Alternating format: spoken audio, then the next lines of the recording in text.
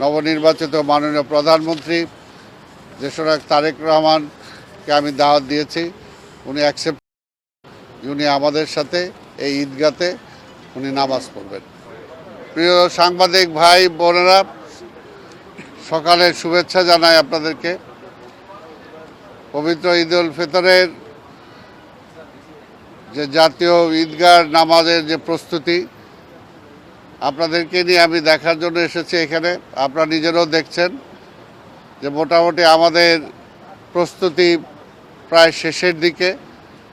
আমরা আশা করি যে আর যে দু একদিন সময় আছে এর মধ্যে আমরা সম্পূর্ণভাবে প্রস্তুতি গ্রহণ করতে পারবো এবং আশা করি যে আল্লাহর রহমতে ভালো দিন থাকবে। সেদিন বৃষ্টি থাকবে না, সেটাও আল্লাহর কাছে কামনা বাক্যে চাই। এবং সেদিন যাতে ঢাকা শহরের মানুষ, বেশিরভাগ মানুষ অন্তত যারা ঈদগাহে নামাজ পড়তে চান মাননীয় প্রধানমন্ত্রীর সাথে, তারা সেদিন সমবেত হবেন। তা আমার চাঁদ দেখার উপরে নির্ভর করে, আপনারা নিজেরাই জানেন। যদি 30 রোজা হয় তাহলে 21 তারিখ, আর যদি 29 রোজা হয় তাহলে 20 তারিখ। এটা আমাদের ধর্ম মন্ত্রণালয় সহ সবাই ঠিক করেছে যে টাইম থাকবে আমাদের 8:30। যদি বৃষ্টি টিষ্টি হয় তাহলে হয়তো টাইমের পরিবর্তন করা হবে। এখানে আপনারা জানেন যে প্রায় 35,000-এর মতো মানুষ একসাথে নামাজ পড়তে পারবেন। তার মধ্যে মহিলাদেরও সুযোগ থাকবে। প্রায় 3500 জন মহিলাও এখানে নামাজ পড়ার সুযোগ পাবেন। এবং এখানে আমরা যে সমস্ত সুযোগ সুবিধাগুলো মোটামুটি নিশ্চিত করছি, যেহেতু গরম পড়ে গেছে, আমরা শীতাতপ নিয়ন্ত্রণের ব্যবস্থা রাখার জন্য চেষ্টা করব।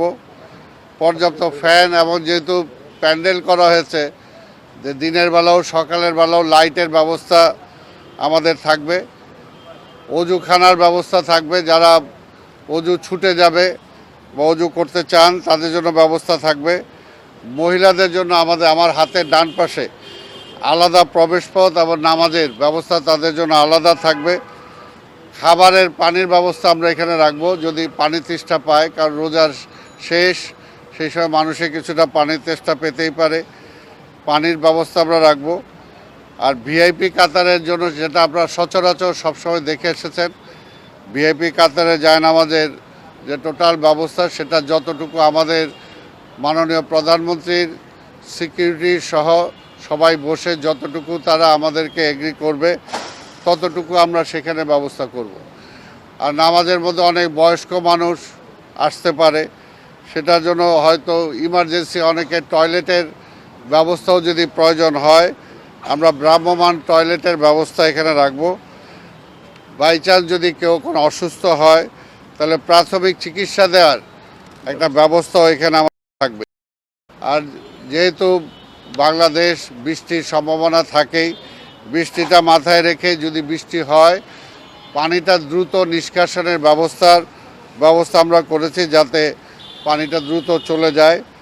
এবং বৃষ্টির পানি নিরোধক শামিয়ানার ব্যবস্থাও আমরা করেছি। নামাজের জন্য যাতে সবাই একটু শান্তিপূর্ণভাবে নামাজ পড়তে পারে, সুন্দরভাবে পড়তে পারে, সেটার জন্য টোটালটাকে আমরা কার্পেটের ব্যবস্থা করব। এবং সর্বোপরি একটা নিরবিচ্ছিন্ন নিরাপত্তার ব্যবস্থা এখানে থাকবে। নিরাপত্তার ব্যবস্থা থাকবে এবং আমরাও আশা করব যে সমস্ত জনগণ যারা এখানে নামাজ পড়তে আসবেন, তারা আমাদের ট্রাফিক যে সিগন্যাল যেটা দেওয়া হবে, কোন দিক দিয়ে তারা আসবেন, কোন পর্যন্ত গাড়িগুলো থাকবে, সেগুলো আগের দিন ট্রাফিক থেকে জানিয়ে দেওয়া হবে। আমরা আশা করব যে জনগণ সেই ট্রাফিকটা ফলো করবেন, তাতে অন্তত আমরা সুশৃঙ্খলভাবে নিশ্চিন্তভাবে আমরা নামাজ আদায় করতে পারবো বলে অন্তত আমরা বিশ্বাস করি। এবং স্বাভাবিকভাবে সব কিছুর বিনিময়ে লাস্টে আমাদের ফায়ার সার্ভিসের ব্যবস্থাও থাকবে। আল্লাহ না করুক যাতে কোনো কিছু না হয়, তারপরও সেই ব্যবস্থাটা রাখা আমাদের প্রয়োজন। তা আমি ইতিমধ্যেই আমাদের নবনির্বাচিত মাননীয় প্রধানমন্ত্রী দেশনায়ক তারেক রহমানকে আমি দাওয়াত দিয়েছি। উনি অ্যাকসেপ্ট, উনি আমাদের সাথে এই ঈদগাতে উনি নামাজ পড়বেন। তা আপনাদের যদি কোনো বক্তব্য থাকে।